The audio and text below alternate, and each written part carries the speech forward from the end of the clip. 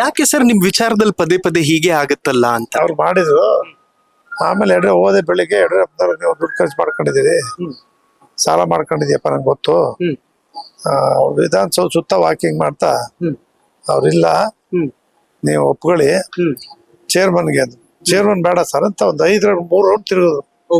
3ನೇ ರೌಂಡ್ ಬಂದ್ಬಿಟ್ಟು ಹೇಳ್ತಾರೆ, ಇಲ್ಲ ಗೌಡ್ರೆ ನಾ ಯಾರಿಗಾರು ಕೊಟ್ಬಿಡ್ತೀನಿ ಒಪ್ಕೊಳ್ಳಿ, ಸ್ಲಮ್ ಬೋರ್ಡ್ ತಗೊಳ್ಳಿದ್ರು. ಬೇಡ, ನಮ್ ತಿಮ್ಮೇಗೌಡರು housing board founder, housing board chairman ಕೊಡಿ ಅಂತ ಹೇಳಿದ್ರು. ಆಮೇಲೆ ಹೌಸಿಂಗ್ ಬೋರ್ಡ್ ಚೇರ್ಮನ್ ಮಾಡಿದ್ರು.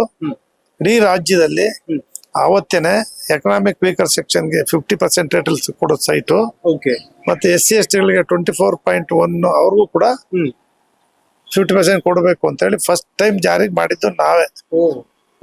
ಆಗ ಕೃಷ್ಣ ಶೆಟ್ಟಿ ಇದ್ರು, ಅದಾದ್ಮೇಲೆ ಕಟ್ಟ ಸೂರ್ಯನಾಡು ಹೋದ್ರು, ಆಮೇಲೆ ಸೋಮಣ್ಣ ಬಂದ್ರು ಕನಿಷ್ಠ ಆಗಿ.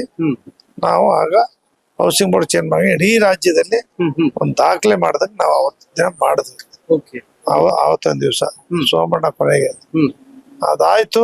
ಅದಾದ್ಮೇಲೆ ಯಡಿಯೂರಪ್ಪ KJP ಮಾಡ್ಬಿಟ್ರು. KJP ಮಾಡಿದಾಗ ಅವರು ನಮ್ಮನ್ನ ಕರೀಲಿಲ್ಲ.